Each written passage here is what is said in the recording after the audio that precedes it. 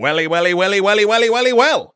To what do I owe the extreme pleasure of this surprising visit?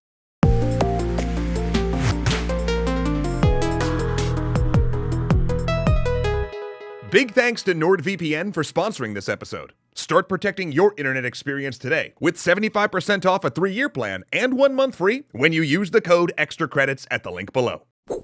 A young man sits, strapped to a chair. Wires extend from devices affixed to his head, his heart, and his stomach.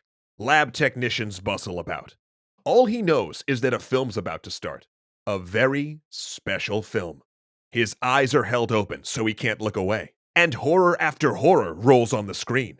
The type of horrors he used to enjoy. The type of horrors he used to enact. But now, these horrors make him feel ill. Start to sweat. His body hurts. He feels nauseous, but he can't retch, and he can't look away. This goes on and on and on. Then, the government pronounces him cured. This book probably needs no introduction, but we're gonna give it one anyway. It's the inimitable A Clockwork Orange, and in it, we see a massive shift in dystopian fiction. Whereas the dystopias of Brave New World and 1984 warned us against the easy slide into totalitarianism and painted for us a world in which freedom is nearly a forgotten thing, A Clockwork Orange presents us with a protagonist who has almost an excess of freedom. And in doing so, it shows us the shift in societal fears. The threat of fascism has been turned back. The demarcation lines for Stalinism appear firmly drawn. Even the threat of nuclear annihilation has faded from a new terror to an ever-present background disquiet. Because now, it's the 60s, and the fear du jour is societal decay. Drugs, rock and roll, and the complete departure from Victorian morals have become the boogeymen of the day. And so our sci-fi has come to reflect that. But A Clockwork Orange is interesting because it doesn't let anyone off lightly. In it, ultra-violent youth gangs roam the streets, getting high and causing mayhem. But at the same time, it gives us a government that institutes coercive psychological reprogramming, tantamount to torture. And the one group you might expect to come off well in a book like this, the writers and artistic intellectuals, are shown in the end to be just as prone to revenge and violence as anyone else. So the book condemns the moral decay of everyone, youth culture, the government, and intellectuals. But in doing this, the author Anthony Burgess leaves the book open to interpretation. Is the message that even free will used for evil is better than state control?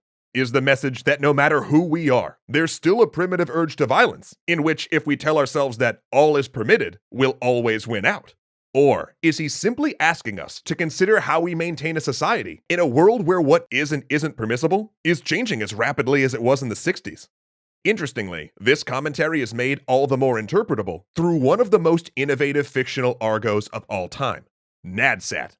Nadsat is the dialect that the book's narrator, Alex, speaks. It's a pastiche of Russian, English, and Cockney rhyming slang.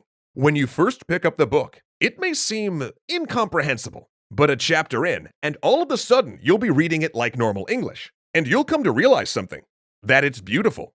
And that fact is actually extremely important, because our narrator, Alex, is a psychopath. He's a remorseless, violent thug.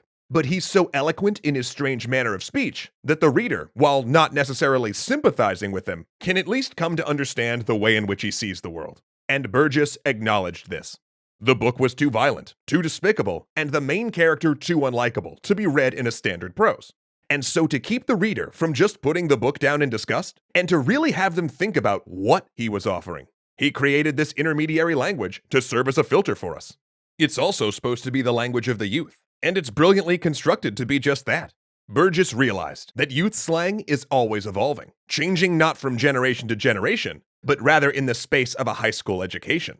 There are words that incoming freshmen will use by the time they graduate that didn't exist for the seniors before them. And so rather than simply adopting the slang of the day, Burgess realized that to make his book timeless, to make the youth culture in it feel always young and dangerous, he needed to invent his own. And what more rebellious thing was there at the time than to adopt Russian words? In the UK, where the USSR was enemy number one, and communism was seen as the greatest threat in the world, what better way could young people find to push the boundaries and tell off their parents than to make Russian cool? And it works so well. To this day, the language seems fresh and young. It feels alive in a way that no snapshot of youth culture, or borrowing of the lingo of the time, could ever have. But there's one thing about youth culture that is nearly universal. At some point we grow up, and our relationship to it changes. And for those of you who've only seen the movie, there's something very important about A Clockwork Orange you should know. In the initial American release of the book, the publishers cut the final chapter. And Kubrick, who wrote and directed the movie, had only ever read the American version. Therefore, the movie leaves out Burgess's real ending. And in this final chapter, he talks about the main character growing up. He's a few years older, and youth culture has left him behind. Granted, he's only 18, but already the words and the style are beginning to change. And though he goes out and tries to do the things he did as a younger man, he just doesn't feel it anymore. None of these things seem to satisfy. He's got a job, he drinks chai, and he starts thinking about the future. Perhaps even having a family. And maybe this is the real message of the book. We all grow up. We need the freedom to do so, but at some point we also have to, actually do so. And that goes for us as societies as well as individuals. In the end, we don't have to give up the things we loved when we were young. But in order to thrive, we do have to put away, someday, the most selfish and destructive aspects of our youth. With all these stories about dystopias and apocalypses, it really got me thinking about the best way to protect myself online. Which is why I was happy to hear that NordVPN is back sponsoring this episode. Nord doesn't log and keep your data, which means it's not being saved and shared with Big Brother. Plus, they use military-grade encryption, have 24/7 customer support, and use thousands of servers across 60 countries, one of which our internet overlords think I'm logged in from right now.